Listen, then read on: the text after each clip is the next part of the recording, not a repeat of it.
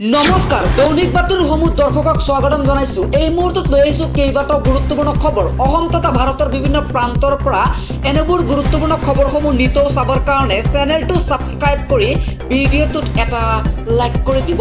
এই মুহূৰ্তত জনাইছো সন্ধিয়াৰ প্ৰথমটো খবৰ। এবাৰ ইজৰাইলৰ বিৰুদ্ধে যিকোনো মুহূৰ্ততে চলিব পাৰে ট্ৰিপল এটাক।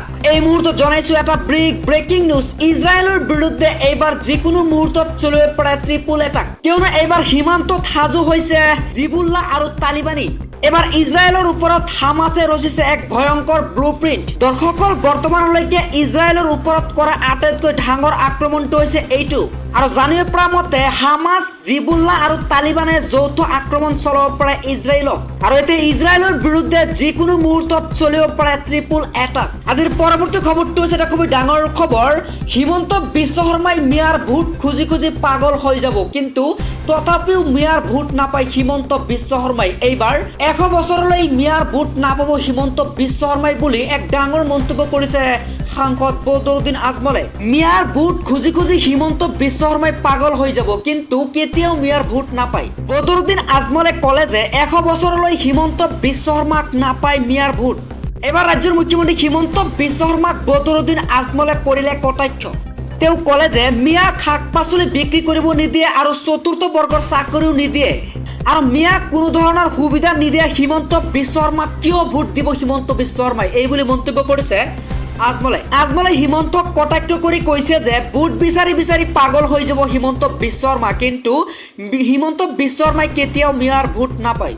আজিৰ পৰৱৰ্তী খবৰটো হৈছে এটা খুবেই ভয়ংকৰ খবৰ। এইবাৰ ইজৰাইলৰ বিৰুদ্ধে একত্ৰিত হৈছে 56খন ইছলামিক ৰাষ্ট্ৰ, আৰু এইবাৰ হামাছক শেষ কৰি দিয়াৰ হুংকাৰ দিছে ইজৰাইলে।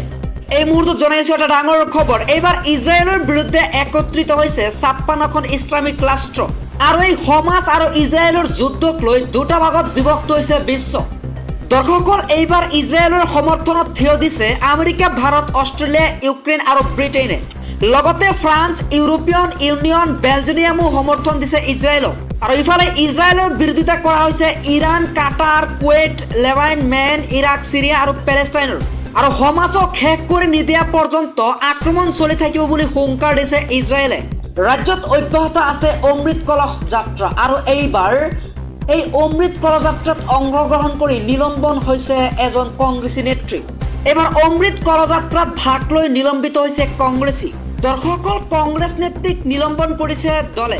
আৰু জানিব পৰা মতে অমৃত কলহ যাত্ৰাত ভাগ লৈ কংগ্ৰেছৰ পৰা নিলম্বিত হৈছে আফৰোজা বেগম। আৰু খবৰ অনুসৰি গোৱালপাৰা মহিলা কংগ্ৰেছৰ সভানেত্ৰী আছিল আফৰোজা বেগম। পৰৱৰ্তী খবৰটো হৈছে এটা খুবেই ডাঙৰ খবৰ। এইবাৰ চকুৰ সন্মুখতে সকলো শেষ হৈ গ'ল তিনিটাকৈ পৰিয়ালৰ। এইবাৰ বিশ্বনাথ চাৰিআলিৰ একেলগে তিনিটা ঘৰ বাসগৃহ জ্বলি পুৰি ছাই হৈ গ'ল। এই মুহূৰ্তত জনাইছো এটা ভয়ংকৰ খবৰ। এইবাৰ চকুৰ সন্মুখতে তিনিটা পৰিয়ালৰ শেষ হৈ গ'ল সকলো। চকুৰ সন্মুখতে একেলগে তিনিটা বাসগৃহ জ্বলি পুৰি ছাই হৈ গ'ল। দৰ্শকসকল, বিশ্বনাথ চাৰিআলিৰ বামগাঁৱত সংঘটিত হৈছে এই ভয়ংকৰ অগ্নিকাণ্ড। আৰু এই ভয়ংকৰ অগ্নিকাণ্ডৰ ফলতে চকুৰ সন্মুখতে সকলো জ্বলি শেষ হৈ গ'ল তিনিটা পৰিয়াল। এবাৰ জম্মু কাশ্মীৰত সেনা আৰু সন্ত্ৰাসবাদীৰ মাজত এক ভয়ংকৰ সংঘৰ্ষৰ সৃষ্টি হয়, আৰু এই ভয়ংকৰ সংঘৰ্ষৰ ফলতে সেনাৰ গুলীত নিহত হৈছে 2জন সন্ত্ৰাসবাদী। এবাৰ পুনৰ কাশ্মীৰত সংঘটিত হৈছে এক ভয়ংকৰ সংঘৰ্ষ।